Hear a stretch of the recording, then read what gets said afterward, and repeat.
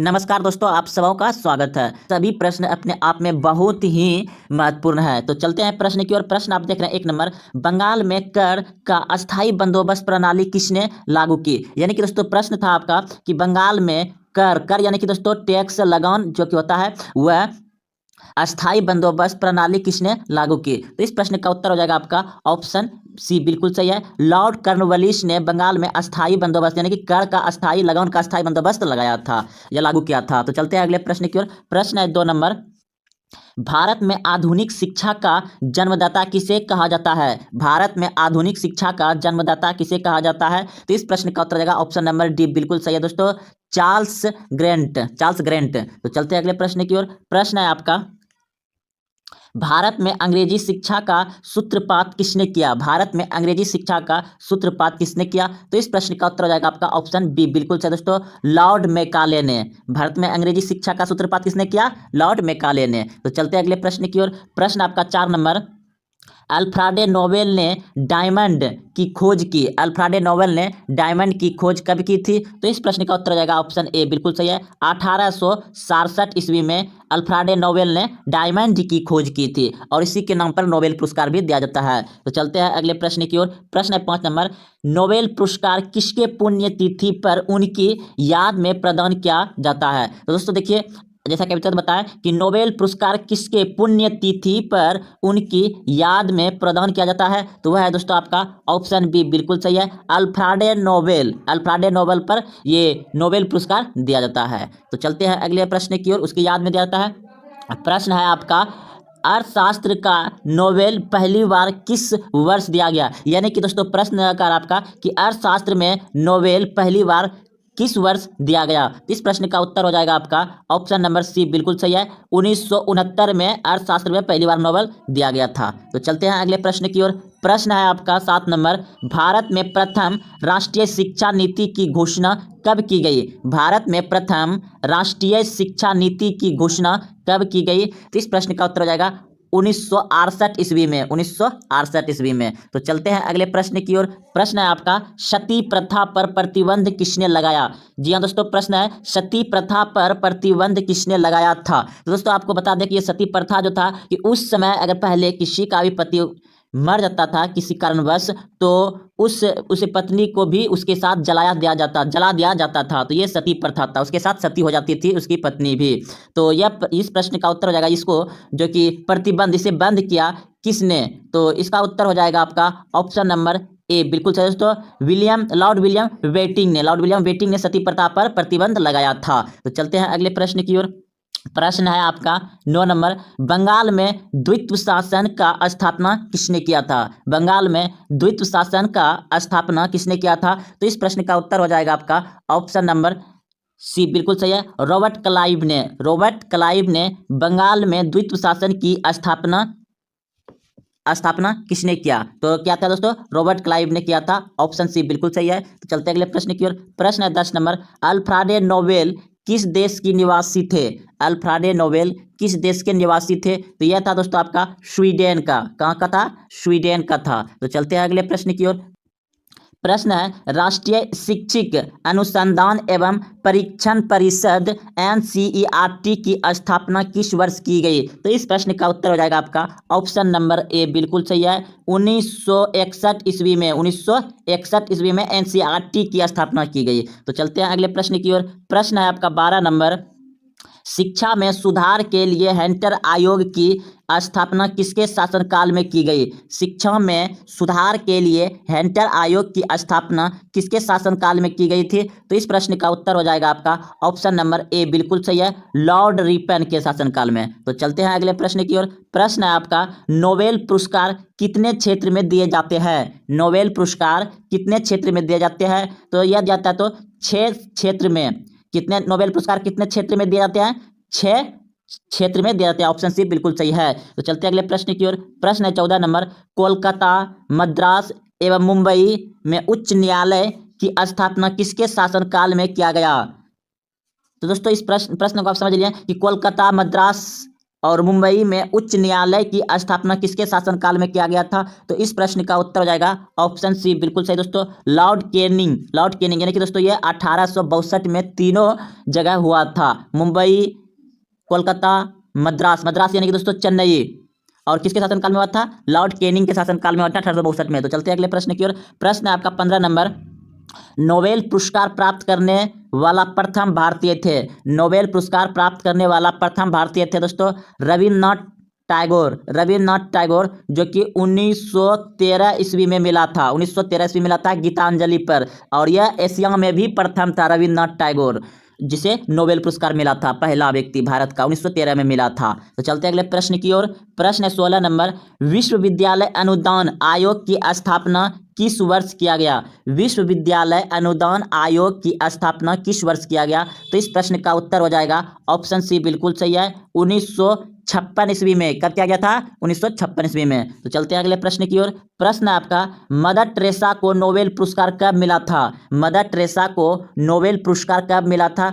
तो इस प्रश्न का उत्तर हो जाएगा 1979 में। 1979 में मदर टेरेसा को नोबेल पुरस्कार मिला था। ऑप्शन बी बिल्कुल सही है। तो चलते हैं अगले प्रश्न की ओर। प्रश्न है आपका 18 नंबर, कोलकाता में फोर्ट विलियम कॉलेज की स्थापना किसके द्वारा किया गया था? तो इस प्रश्न का उत्तर हो जाएगा दोस्तों आपका ऑप्शन सी, बिल्कुल सही दोस्तों, लॉर्ड वेलेजली। लॉर्ड वेलेजली के शासनकाल में कोलकाता में फोर्ट विलियम कॉलेज की स्थापना किया गया था या करवाया गया। तो चलते हैं अगले प्रश्न की ओर। प्रश्न है आपका 19 नंबर, बंगाल का प्रथम गवर्नर जनरल कौन था? बंगाल का प्रथम गवर्नर जनरल कौन था? तो इस प्रश्न का उत्तर हो जाएगा दोस्तों आपका ऑप्शन बी, बिल्कुल सही है, ब्राउन हेस्टिंग्स। बंगाल का प्रथम गवर्नर जनरल कौन था? Brown Hastings. तो चलते हैं अगले प्रश्न की ओर। प्रश्न है आपका 20 नंबर, भारत में पहली बार आईआईटी की स्थापना की गई।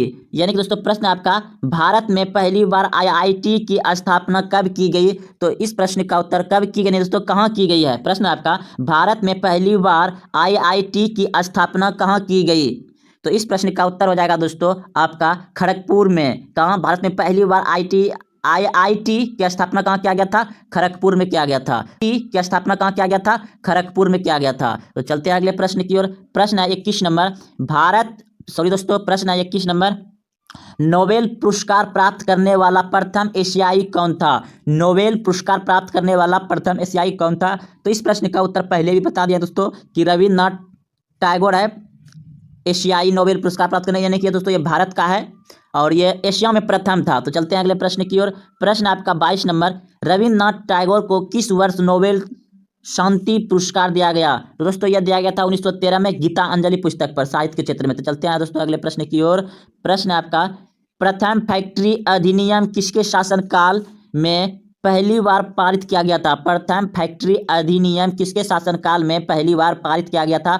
तो इस प्रश्न का उत्तर हो जाएगा आपका ऑप्शन नंबर डी, बिल्कुल सही है, लॉर्ड रिपन के शासनकाल में। तो चलते हैं अगले प्रश्न की ओर। प्रश्न है आपका 24 नंबर, डॉक्टर अमात्य सेन को किस वर्ष अर्थशास्त्र के लिए नोबेल पुरस्कार प्रदान किया गया था? डॉक्टर अमात्य सेन को किस वर्ष अर्थशास्त्र के लिए नोबेल पुरस्कार प्रदान किया गया था? तो इस प्रश्न का उत्तर हो जाएगा ऑप्शन सी, बिल्कुल सही है, 1998 ईस्वी में। 1998 ईस्वी में। 25 नंबर प्रश्न है, भारत में अस्थायी शासन के जनक कौन था? भारत में स्थानीय शासन के जनक कौन था? तो इस प्रश्न का उत्तर हो जाएगा आपका Lord Ripon. Option number D बिल्कुल सही है, भारत में स्थानीय शासन का जनक माना जाता है लॉर्ड रिपन को। तो चलते हैं अगले प्रश्न की ओर। प्रश्न है आपका 26 नंबर, बंगाल विभाजन किसके काल में हुआ था? बंगाल विभाजन किसके काल में हुआ था? तो 26 नंबर का उत्तर हो जाएगा आपका ऑप्शन नंबर ए, बिल्कुल सही है, बंगाल विभाजन हुआ था 1905 में। किसके शासनकाल में? लॉर्ड कर्जन के शासनकाल में हुआ था। तो चलते हैं अगले प्रश्न की ओर। प्रश्न है आपका, बंगाल विभाजन रद्द किसके काल में हुआ था? बंगाल विभाजन रद्द किसके काल में हुआ था? तो इस प्रश्न का उत्तर हो जाएगा दोस्तों ऑप्शन बी, बिल्कुल सही है, लॉर्ड हेडिंग द्वितीय के शासनकाल में और 1911 में हुआ था बंगाल विभाजन का रद्द। 1911 1911 में हुआ था और बंगाल विभाजन कब हुआ था? 1905 में लॉर्ड कर्जन के शासनकाल में। तो चलते हैं अगले प्रश्न की ओर। प्रश्न है 28 नंबर है, विश्व भारत विश्वविद्यालय के संस्थापक कौन थे? विश्व भारत विश्वविद्यालय के संस्थापक कौन थे? तो इस प्रश्न का उत्तर हो जाएगा आपका ऑप्शन नंबर बी, बिल्कुल सही है, रविन्द्रनाथ टैगोर, रविन्द्रनाथ टैगोर। तो चलते हैं अगले प्रश्न की ओर। प्रश्न है 29 नंबर, नोबेल पुरस्कार के तहत अधिकतम कितने व्यक्ति को संयुक्त विजेता घोषित किया जा सकता है? नोबेल पुरस्कार के तहत अधिकतम कितने व्यक्ति को संयुक्त विजेता घोषित किया जा सकता है? तो इस प्रश्न का उत्तर हो जाएगा आपका ऑप्शन नंबर बी, बिल्कुल सही है, 3। तो चलते हैं अगले प्रश्न की ओर। प्रश्न है 30 नंबर, भारत में अंग्रेजी शिक्षा का मैग्ना कोटा किसे कहा जाता है? भारत में अंग्रेजी शिक्षा का मैग्ना कोटा किसे कहा जाता है? तो इस प्रश्न का उत्तर हो जाएगा आपका ऑप्शन ए, बिल्कुल सही। 30 नंबर, भारत में होम रूल लीग की स्थापना 1917 में किसके शासनकाल में किया गया था? भारत में होम रूल लीग की स्थापना 1917 में किसके शासनकाल में किया गया था? तो इस प्रश्न का उत्तर हो जाएगा आपका ऑप्शन नंबर सी, बिल्कुल सही दोस्तों, लॉर्ड चैम्सफोर्ड के शासनकाल में, लॉर्ड चैम्सफोर्ड के शासनकाल में। तो चलते हैं अगले प्रश्न की ओर। प्रश्न है आपका, भारत में सहायक संधि के जन्मदाता कहा जाता है? भारत में सहायक संधि के जन्मदाता कहा जाता है, किसको कहा जाता है दोस्तों? तो इस प्रश्न का उत्तर हो जाएगा ऑप्शन सी, बिल्कुल सही दोस्तों, डुप्ले को, डुप्ले को कहा जाता है। तो चलते हैं अगले प्रश्न की ओर। प्रश्न है 33 नंबर, भारत में सहायक संधि की शुरुआत पहली बार किस अंग्रेज गवर्नर जनरल के द्वारा किया गया था? भारत में सहायक संधि की शुरुआत पहली बार किस अंग्रेज गवर्नर जनरल के शासनकाल में किया गया था? तो यह किसके द्वारा किया गया था दोस्तों? इस प्रश्न का उत्तर हो जाएगा आपका ऑप्शन नंबर सी, बिल्कुल सही है, लॉर्ड वेलेस्ली के द्वारा। तो चलते हैं अगले प्रश्न की ओर। प्रश्न है आपका 34 नंबर, नोबेल पुरस्कार विजेता प्रथम महिला कौन है? नोबेल पुरस्कार विजेता प्रथम महिला कौन है? तो इस प्रश्न का उत्तर हो जाएगा दोस्तों मैडम क्यूरी। नोबेल पुरस्कार विजेता प्रथम महिला है मैडम क्यूरी। तो चलते हैं अगले प्रश्न की ओर। प्रश्न आपका 35 नंबर है, लॉर्ड मैकाले शिक्षा पद्धति कब लागू की गई थी? लॉर्ड मैकाले शिक्षा पद्धति कब लागू की गई थी? तो इस प्रश्न का उत्तर हो जाएगा दोस्तों आपका ऑप्शन नंबर बी, बिल्कुल सही है, 1935 ईस्वी में। तो चलते हैं अगले प्रश्न की ओर। प्रश्न है आपका 36 नंबर, विज्ञान के क्षेत्र में पहली बार किस भारतीय को नोबेल पुरस्कार प्रदान किया गया था? विज्ञान के क्षेत्र में पहली बार किस भारतीय को नोबेल पुरस्कार प्रदान किया गया था? तो दोस्तों यह आप सभी जानते हैं, बहुत बार दोस्तों वीडियो में बात किया गया है कि सीवी रमन को 1930 में भौतिकी क्षेत्र में किया गया था। किसको किया गया था? सीवी रमन को 1930 में भौतिकी क्षेत्र में किया गया था, विज्ञान के क्षेत्र में। तो चलते हैं अगले प्रश्न की ओर। प्रश्न है 37 नंबर, की होगा, ठगी प्रथा किसके शासनकाल में समाप्त हुई? ठगी प्रथा किसके शासनकाल में समाप्त हुई? तो इस प्रश्न का उत्तर हो जाएगा आपका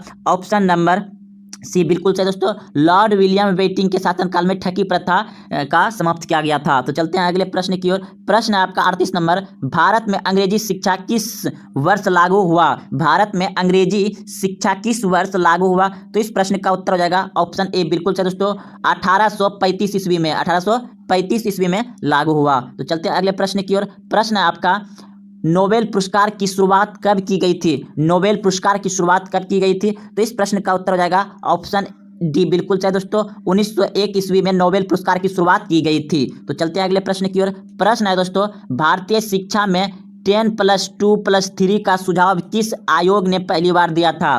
भारत में शिक्षा में 10+2+3 का सुझाव किस आयोग ने पहली बार दिया था? तो यह दिया था दोस्तों सबसे पहले ऑप्शन नंबर बी, बिल्कुल सही है, कठोरी आयोग ने। तो चलते हैं अगले प्रश्न की ओर। प्रश्न है आपका, नोबेल पुरस्कार प्राप्त प्रश्न है आपका, नोबेल पुरस्कार प्रति वर्ष कब दिया जाता है? नोबेल पुरस्कार प्रति वर्ष कब दिया जाता है? तो दिया जाता है दोस्तों 10 दिसंबर को, प्रत्येक वर्ष नोबेल पुरस्कार दिया जाता है 10 दिसंबर को। तो चलते अगले प्रश्न की ओर। प्रश्न है, जलियांवाला बाग हत्याकांड के समय गवर्नर जनरल कौन था? जलियांवाला बाग हत्याकांड के समय जब गवर्नर जनरल कौन था? तो दोस्तों आप सभी जानते हैं कि 13 अप्रैल 1919 को जलियांवाला बाग हत्याकांड हुआ था और उस समय जो गवर्नर था वह था दोस्तों ऑप्शन सी, बिल्कुल सही है, लॉर्ड चैम्सफोर्ड गवर्नर था उस समय, लॉर्ड चैम्सफोर्ड।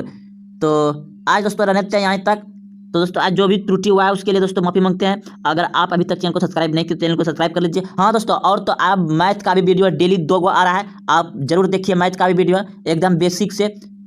जय हिंद, वंदे मातरम।